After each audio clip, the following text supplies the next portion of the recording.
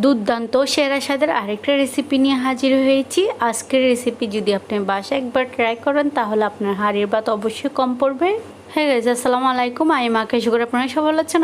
আমি ভালো আছি। আজকে আমি আপনাদের মাঝে নিয়ে এসেছি আরেকটা মজাদার রেসিপি, এমনকি সহজ এত সহজ একটা রেসিপি, এত যে দুর্দান্ত হয়, আপনি বাসায় ভাত এক ফট ভাত বেশি অবশ্যই রান্না করতে হবে। তো চলেন রেসিপিটা শুরু করা যাক। আজকের রেসিপি হচ্ছে, আপনারা তো এতক্ষণে বুঝে গেছেন কি হতে। তো দেখেন, প্রথমে আমি হাঁড়িতে তেল গরম করে এর মধ্যে দিয়ে দিলাম আপনার রসুন কুচি।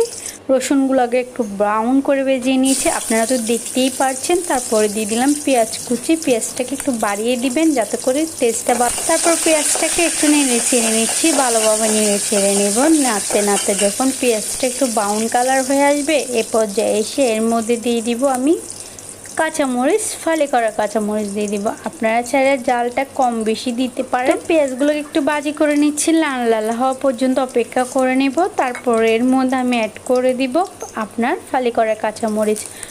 ফালি করে কাঁচামরিচ দিয়ে দেওয়ার পরে তারপরে এখানে দেখেন ফালি করে কাঁচামরিচটা একটু বাড়িয়ে দিয়েছি, আমি একটু জাল জাল করে রান্না করব। তারপরে দেখেন চিংড়ি মাছ দিয়ে দিব। চিংড়ি মাছটা যে কী যে অসাধারণ খেতে, যে আপনাদেরকে বলে বুঝাতে পারবো না, এত যে অসাধারণ একটা চিংড়ি মাছ হয়েছে। চিংড়ি মাছটা দিয়ে যাই রান্না করি তাই অতুলনীয়।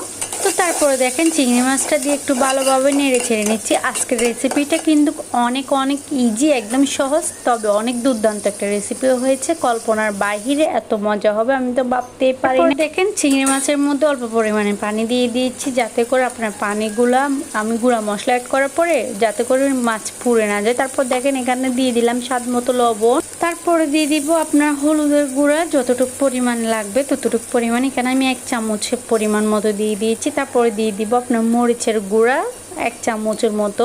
তারপরে দিয়ে একটু গরম মশলা গুঁড়া দিয়ে দিলাম 1 চামচের কিছু পরিমাণে কম দিচ্ছি মশলার গুঁড়া দিয়ে এবার একটু ভালোভাবে নেড়ে ছেড়ে নেব। একটু ভালোভাবে কষাতে হবে, মশলাটা কিন্তু কষানোর উপরে আজকে রান্নাটা ডিপেন্ড করবে। তারপর দেখেন একটু ভালোভাবে নেড়ে ছেড়ে নিচ্ছি। নেড়ে ছেড়ে নেওয়ার পর মশলাটা যখন একদম কষা আপনার মশলা থেকে তেল ছাড়ে দিবে, ও পর্যায়ে মনে করবেন যে আপনার মশলা কষা। আপনারা তো দেখতেই পাচ্ছেন মশলাটা কষানো শেষ, পানিও টেনে গিয়েছে। এখন এই পর্যায়ে এসে আমি সে মজাদার পেঁয়াজগুলো দিয়ে দিলাম। এগুলো আমরা তো সচরাচর সবাই পেঁয়াজ বলতে পারেন, ডালের কাটলেট বা যাই হোক। তারপর দেখেন এগুলো দেওয়ার পর একটু ভালোভাবে নেড়ে ছেড়ে নিচ্ছি, মানে পেঁয়াজের সাথে আপনার যে চিংড়ি মাছটা মশলা কষানো আছে ওটা নেড়ে ছেড়ে দেওয়ার পর একটু পানি দিব।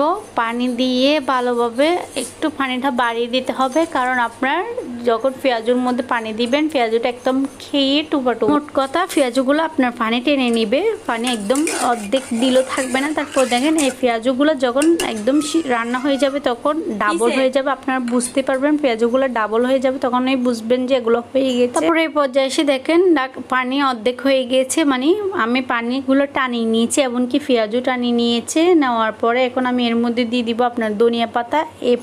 নামিয়ে নিতে হবে, কারণ আপনার পেঁয়াজগুলো পানি সবগুলো টেনে নেবে। নামানোর পরে যতটুকু পানি দেখতেছেন ওগুলোই থাকবে না। তারপর দেখেন ধনিয়া পাতা দিয়ে দিব, ধনিয়া পাতা দিয়ে তারপর নামিয়ে। মাত্র কয়েক মিনিটের রেসিপিটা তৈরি হয়ে গেছে। কয়েক মিনিটের একটা রেসিপি আপনার 2 হাঁড়ি ভাত এমনিতে ফিনিশে শেষ করে দিবে। খেতে কিন্তু দুর্দান্ত হয়েছে বলার বাইরে। আপনারা কি বিশ্বাস করতেছেন আমার কথা? যদি বিশ্বাস না করেন তাহলে অবশ্যই আমার সেম রেসিপিটা ফলো করে বাসায় ট্রাই করে দেখবেন। এমনকি সেদিন কিন্তু একটু ভাত বাড়িয়ে রান্না করতে হবে, না হতো খাওয়ার সময় ভাত কম পড়ে যাবে। দেখেন এই পর্যায়ে এসে এখানে যে পরিমাণে পানি ছিল সবগুলো শুকিয়ে গেছে। আরও পরে দেখবেন আরও শুকিয়ে যাবে। দেখেন একদম সবগুলো পানি শুকিয়ে জল একদম আপনার বড়াগুলো টেনে নিয়েছে। কিন্তু এরকম ভাবে খেতে অনেক দুর্দান্ত লাগে। আবার আপনার শুকনা একদম পানির মধ্যে ডুবা ওরকম খেতেও ভালো লাগে। তবে এরকম দুর্দান্ত হয়েছে, যেমন চিংড়ি তেমনই আপনার পেঁয়াজু। রেসিপিটা কিন্তু অসাধারণ। তো আজকের রেসিপিটা আপনাদের থেকে কেমন লেগেছে? যদি ভালো লেগে থাকে তাহলে অবশ্যই কমেন্ট বক্সে জানাবেন। আর অবশ্যই আমার বিয়াকি ব্লগস ওই চ্যানেলটা সাবস্ক্রাইব করে দিবেন। এবং যারা এই চ্যানেলের এই ভিডিওটা নতুন দেখতেছেন তারা অবশ্যই এই চ্যানেলটা সাবস্ক্রাইব করে দিবেন।